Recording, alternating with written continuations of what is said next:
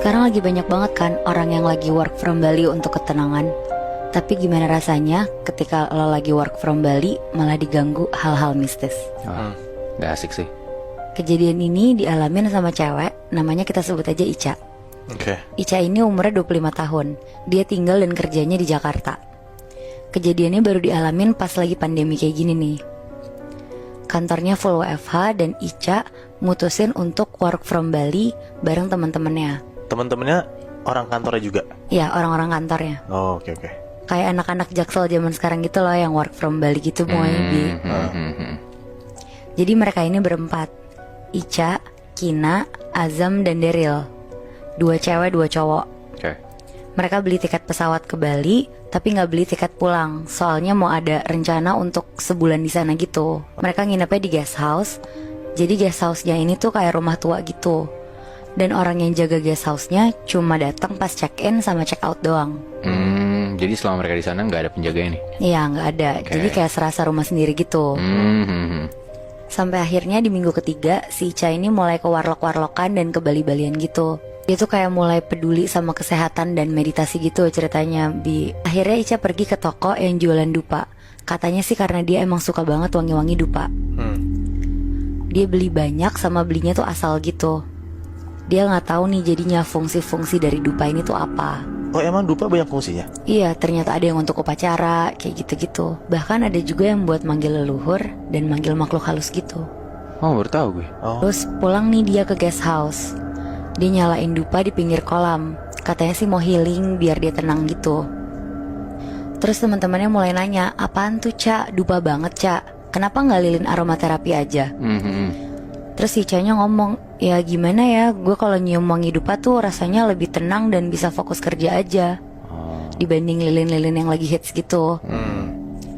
Semenjak hari itu, si Ica mulai berlebihan gitu tuh untuk pasang-pasang dupanya. Dia pasang hampir di setiap sudut guest house, sama di depan kamar teman-temannya juga, berjejer kayak gitu. 1 minggu kemudian, si Ica masih harus kerja. Sedangkan teman-temannya tuh pengen ke pantai buat sunsetan gitu. Karena Ica bukan tipikal orang yang penakut, akhirnya dia gak apa-apa ditinggal sendiri di guest house nih. Sampai akhirnya setelah azan maghrib, Ica ini kepengen mandi. Jadi kamar mandinya ini tuh posisinya di dalam kamar gitu. Oke, berarti kamar Ica terus dalamnya kamar mandi gitu? Iya. Oke. Kamar mandi dalam gitu ya? Iya, kamar mandi dalam. Terus dia lagi asik mandi nih sambil nyanyi-nyanyi. Tiba-tiba pas lagi mandi, ada yang ngetok pintu kamar mandi Ica. Suaranya keras banget kayak gini. Ica nih yakin banget suara ini tuh ketokannya dari kamar mandi, bukan dari pintu kamarnya tuh. Tapi karena dia tinggal sama teman-temannya yang orang-orangnya juga iseng-iseng banget, jadi dengan santainya dia tuh cuma teriak, "Woi, apaan sih? Lagi mandi nih, ntar gue keluar." Tapi anehnya ya, kan kamar mandinya tuh di dalam kamar. Kayak niat banget gak sih teman-temannya sampai masuk cuma buat ngetok-ngetok terus keluar lagi gitu? Iya. Akhirnya dia keluar mau nyamperin teman-temannya. Pas dia keluar, ternyata meja makannya tuh kosong. Terus dia mikir, oh mungkin lagi pada di kamar sebelah nih, karena biasanya nongkrongnya tuh di kamar sebelah. Terus pas dia buka kamar sebelah, ternyata kamarnya tuh dikunci. Berarti dia sendirian di villa dong? Ternyata emang dia beneran sendirian. Oh shit. Dia ngiranya kan, tapi itu teman-temannya kan. Akhirnya dia buka HP dan dia ngechat di grup, "Guys, urgent, kalian dari tadi belum ada yang pulang." Terus kata teman-temannya, "Enggak kok Ca, kita belum ada yang pulang, tapi kita udah deket kok." Mampus. Ica langsung diem di depan kamar dengan perasaan yang agak aneh gitu. Cuma gak lama teman-temannya datang kan. Terus pada nanya kenapa. Akhirnya diceritain sama Ica kejadian yang barusan dia alamin. Karena Ica juga orangnya sangat bodoh amat dan gak percaya hal-hal mistis, jadi kejadian kemarin tuh dianggap angin lewat aja sama Ica. Sampai akhirnya Ica sama teman-temannya ini kepengen refreshing untuk ganti suasana. Mereka mutusin untuk nyewa villa 1 malam doang. Ini villa yang lain nih? Pas sampai di villa dan suasananya pas lagi santai, temennya Ica yang namanya Daryl mulai cerita, kalian tahu gak sih ada cerita serem di guest house kemarin? Tapi gue gak berani cerita di guest house itu, karena gue gak pengen kalian jadi takut juga. Jadi pas abis kejadian Ica diketok itu, selang 2 hari ada kejadian aneh di kamar gue dan Azam. Jadi Azam naruh laptop di meja kerja kamar. Terus Azam bilang ke gue untuk jangan tutup laptopnya, karena dia lagi mindahin data. Cuma si Azam ini mau mandi dulu. Nah, abis itu Azam cuma ngambil baju dari kopernya. Posisi kopernya tuh di sebelah meja kerja persis, dan gue posisinya tuh di kasur. Terus abis Azam selesai ambil baju di koper, pas lihat ke meja, laptopnya tuh udah ketutup. Padahal tadi tuh posisinya kebuka. Di situ Daryl kaget banget kenapa bisa ketutup tiba-tiba. Dan itu selang waktunya tuh cuma beberapa detik doang. Nah, abis Daryl cerita kayak gitu, salah satu temennya itu langsung ngomong, namanya Kina. Guys, sebenarnya waktu kejadian laptop ketutup tiba-tiba itu, gue di depan pintu kamar kalian mau minta sabun. Cuma gue gak jadi, gue balik lagi ke kamar. Soalnya gue lihat ada sosok rambutnya panjang, berantakan dan kotor banget, lagi senyum-senyum ngeliatin ke kalian dan nutup laptop Azam. Anjing. Shit. Akhirnya Kina langsung lari tanpa bilang ke Ica sama sekali, karena takut Icanya juga jadi takut. Nah, abis mereka cerita-cerita tentang kejadian yang dialamin sama Ica, Kina dan Daryl, akhirnya mereka semua ngobrol dan mulai ngerunutin dari awal apa aja yang mereka lakuin selama mereka di Bali. Sampai akhirnya si Daryl ini nyeletuk bilang, apa jangan-jangan gara-gara dupa ya? Nah, di situ semua orang langsung ngeliat ke si Ica. Soalnya kejadian-kejadian aneh ini dimulai dari Ica mulai bakar dupa itu. Dan guest house-nya jadi terasa aneh gitu hawanya. Setelah dia dupa tadi. Iya. Kayak lo tau gak sih Bi, Moy, kalau lo datang ke suatu tempat, terus feel-nya tuh jadi beda aja gitu. Nah, mereka semua tuh ternyata udah ngerasain itu, cuma gak ada yang berani ngomong. Oke. Jadi sekarang Ica udah mulai aware nih sama dupa dan gak mau ngebakar dupa lagi. Terus di hari terakhir mereka semua di Bali, pas mau tidur malam-malam, Ica ini sekamarnya sama Kina. Kina ini tuh yang ngeliat sosok yang kemarin itu. Iya. Terus mereka berdua tidur tuh kayak saling ngebelakangin satu sama lain gitu loh. punggung-punggungan berarti. Iya. Dan posisinya lampunya tuh juga nyala, jadi terang. Oke. Dan pas mereka udah merem, tiba-tiba Ica dengar suara kayak orang lagi beberes kamar gitu, berisik banget. Ada suara nutup lemari tapi dibanting gitu. Terus ada juga suara buka resleting koper. Tapi si Ica mikir, paling itu Kina lagi packing untuk besok check out kan. Ica ngediemin aja sampai akhirnya ada bunyi kayak kaleng jatuh gitu. Cempreng banget kan suaranya. Ica kira baygon yang ada di meja sebelahnya. Pas dia buka mata, ternyata bukan, baygonnya masih ada di situ. Terus akhirnya Ica ngomong nih ke Kina, "Kin, lo ngapain sih berisik banget?" Kina ini nyaut bilang ke Ica, "Ca, gue kira dari tadi lo yang berisik. Gue dari tadi merem." Lah, berarti mereka ngomong lagi punggung-punggungan. Iya, masih saling punggung-punggungan. Berarti yang berisik-berisik kayak gitu bukan mereka berdua? Bukan. Shit. Terus mereka saling kaget satu sama lain dan gak berani gerak ke kamar sebelah. Akhirnya mereka ngumpet di balik selimut. Mereka pakai earphone dan maksain merem untuk tidur. Tiba-tiba selimut mereka ditarik kenceng banget sampai jatuh ke bawah. Dan di saat yang bersamaan mereka dengar suara cewek ketawa, tapi suaranya makin lama makin jauh gitu. Ica sama Kina udah lemes banget dan makin gak bisa gerak kemana-mana. Sampai buka mata aja tuh mereka udah gak berani sama sekali. Akhirnya mereka maksain tidur dengan dengerin lagu yang super kencang biar gak denger apa-apa lagi. Terus besok paginya pas mereka mau check out, Azam sama Daryl bilang, "Kalian semalam ngapain sih? Kayak orang abis perang gitu, berisik banget." Kamarnya Daryl tuh di sebelahnya kamar Ica. Iya, mereka sebelah-sebelahan. Berarti kedengeran sampai kamar sebelah. Iya. Oke. Nah, si Ica langsung bilang, "Semalam tuh kita benar-benar diganggu. Kita tuh udah merem dan mau tidur, tapi kamar kita tuh berisik banget. Selimut gue sama Kina ditarik. Wah, udah parah sih ini." Pas mau lanjutin cerita, tiba-tiba orang guest house-nya datang untuk ngurusin check out dan buat ngecek semua barang-barang guest house-nya. Tanpa mereka ngomong duluan, orangnya tuh sadar kalau ternyata aura guest house ini tuh udah jadi berubah banget.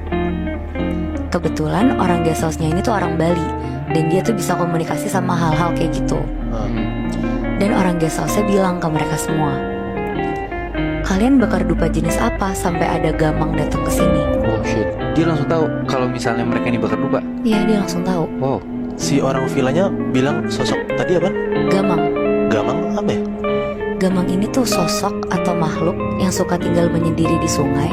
Dan sosok ini tuh merasa terpanggil karena salah satu jenis dupa yang Ica bakar. Oh shit. Si sosok Gamang ini emang suka sama bau-bauan dupa kayak gitu. Nah iya, kayak yang tadi gue bilang itu kan Moy, dupa itu tuh ada jenis-jenisnya. Ada yang dipakai untuk upacara, untuk manggil leluhur, dan ada juga yang untuk manggil makhluk halus gitu. Nah mungkin dupa yang dibakar Ica ini yang untuk manggil makhluk halus. Wah, anjrit. Berarti tanpa sengaja si Ica ini manggil makhluk halus dong? Iya. Hal yang biasa kita temuin kalau misalnya ada orang yang bikin perjanjian sama setan. Mungkin kalau misalnya mereka mau keuangannya lancar, kayak cerita Nadila. Atau juga kalau misalnya mereka mau bikin orang yang dia cinta tuh cinta balik sama mereka, gitu kan. Tapi satu hal yang mau gue ceritain ini alasannya bukan karena yang tadi gue sebutin barusan, Bihnat. Ada satu orang yang rela ngelakuin segala cara sampai dia harus banget bikin perjanjian dengan setan biar orang yang dia incer itu bisa sengsara hidupnya bahkan sampai mati. Wah, serem banget anjing. Ada orang kita sebut aja namanya Franz. Dia umurnya sekitar 30-an tahun dan dia tinggal di daerah sekitaran Surabaya. Dari dia remaja sampai dia beres kuliah, hidupnya tuh bisa dibilang kayak bener-bener sengsara banget itu di lingkungannya. Dia dibully sama teman-temannya, ditinggal orang yang dia suka, sampai pernah dicelakain sama salah satu gengan kampus waktu itu. Dan itu tuh bener-bener ngebekas banget lah hidupnya si Franz ini. Nah sekitar tahun 2020-an, pas lagi pandemi kan orang jadi pada susah dapat kerja kan.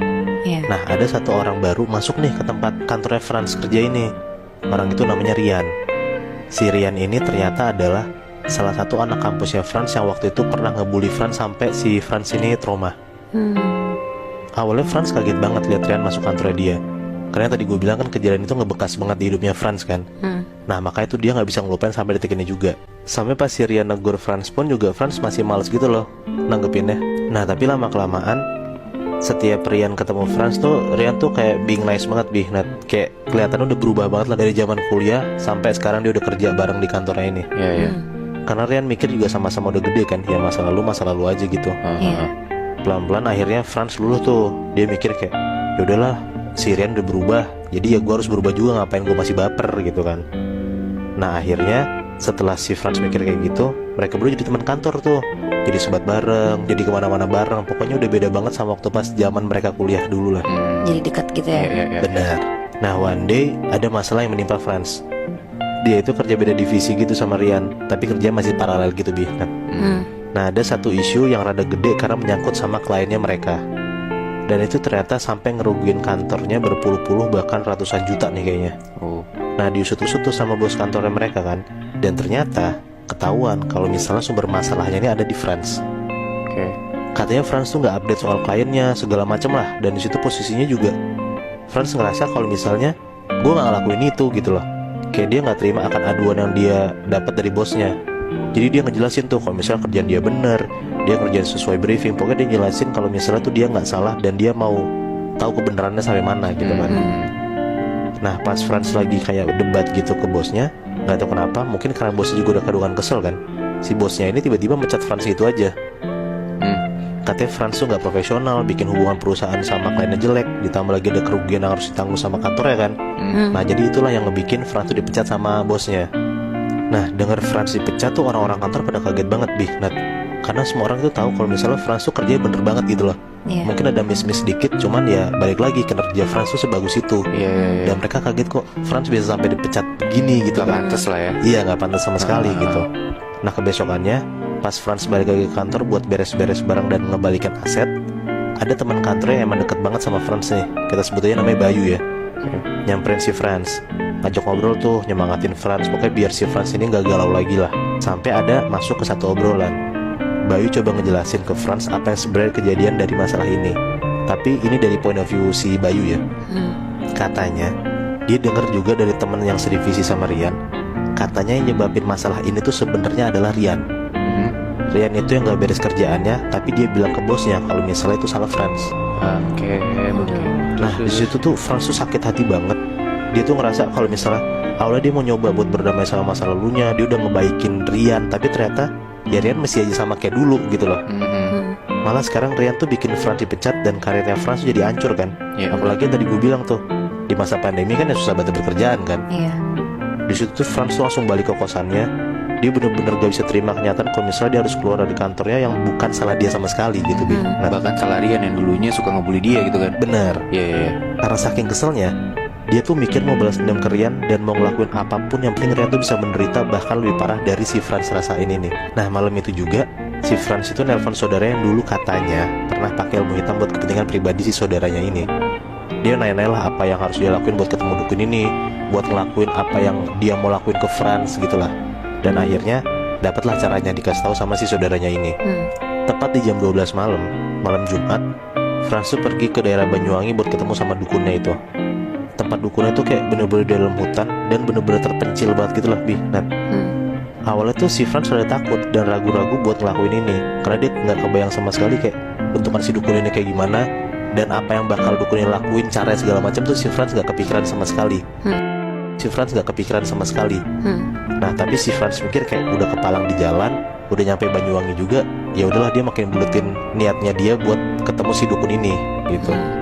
Nah, singkat cerita, sampailah Franz di tempat dukun ini kan. Diceritain lah semuanya ke dukun itu, apa yang dilakuin sama Rian dari awal masalah sampai akhirnya masalah tentang si Franz dipecat ini karena Rian dikasih tahu juga ke dukunnya. Dengar penjelasan Franz, si dukun itu nanya, "Kamu mau orang itu ngerasain apa?" Dengan cepat si Franz langsung jawab, "Saya mau dia lebih sengsara dari hidup saya selama ini, Mbah," gitu. Di situ dukun itu tuh langsung kayak ngeliat foto Rian, habis itu dia langsung kayak ngebaca-baca sesuatu sambil motong ayam, minum sesuatu. Pokoknya si dukun ini tuh lagi ngelakuin ritual gitulah, Bihnat.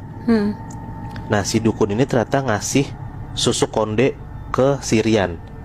Nah, susuk konde ini adalah kayak salah satu santet yang bikin orang yang diincer itu bakalan sakit banget di dalam tubuhnya, nggak sembuh-sembuh, padahal di luar tuh jasadnya baik-baik aja gitu loh. Dan yang diincer itu bakalan ngerasa kayak badan dia tuh kayak ditusuk-tusuk paku, ditusuk-tusuk jarum, pokoknya tuh bakal sakit banget lah badannya. Nah, sambil si dukun ini ngelakuin ritualnya, dukun itu ngejelasin kalau misalnya apa yang dilakuin sama Franz ini nggak segampang itu. Ada hal lain yang harus dilakuin sama Franz juga. Ditanyalah sama Franz kan, apalagi yang harus saya lakuin, Mbah, gitu. Nah, si dukun itu bilang, intinya si Franz itu juga harus ngorbanin orang terdekat dia biar santetnya ini makin ampuh.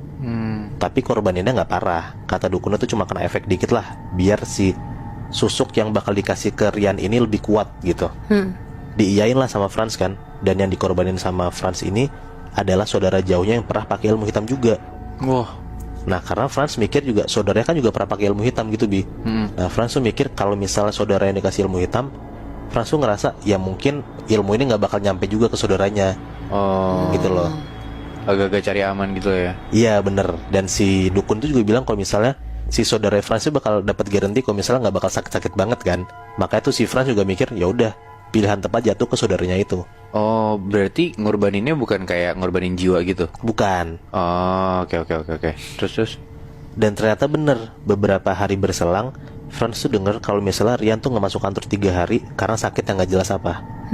Si Bayu tuh bilang katanya dokter pun juga gak tahu Rian tuh sakit apa.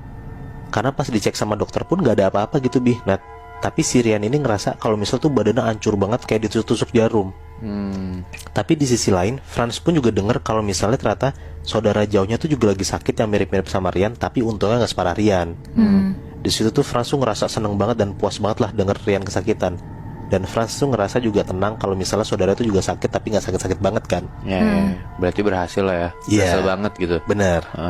Nah, 7 hari berselang, tepat di hari yang sama, Franz dapat kabar kalau Rian itu meninggal. Oh shit. Dan di grup keluarga Franz pun juga Franz baca kalau misalnya saudaranya pun juga meninggal. Wow. Katanya saudaranya meninggal karena kekurangan cairan dan makanan karena selama seminggu tuh nggak makan dan si saudara tuh kesakitan banget gitu, Bihnat. Sampai lemes dan akhirnya meninggal. Di situ tuh Franz dari yang beberapa hari lalunya seneng banget, sekarang langsung bingung, kaget dan takut banget tuh. Karena Franz juga nggak expect sampai sejauh ini kan masalahnya. Dia nggak ada niatan sama sekali buat bikin Rian meninggal, apalagi saudaranya sendiri. Di hari itu pun juga Franz nggak datang ke pemakamannya si Rian dan saudaranya karena dia juga takut dan merasa bersalah banget kan. Nah, terus tuh Franz kepikiran buat nyamperin dukun itu. Pas si Franz nyamperin dukunnya pun juga ternyata dukunnya nggak ada di tempat. Diteleponin sama Franz nggak diangkat. Franz tuh ngechatin banyak banget kayak maki-maki si dukun ini pun juga nggak dibalas sama sekali sama dukunnya. Pokoknya Franz tuh nggak dapat kabar apa-apa dari dukun yang udah nyebabin masalah ini.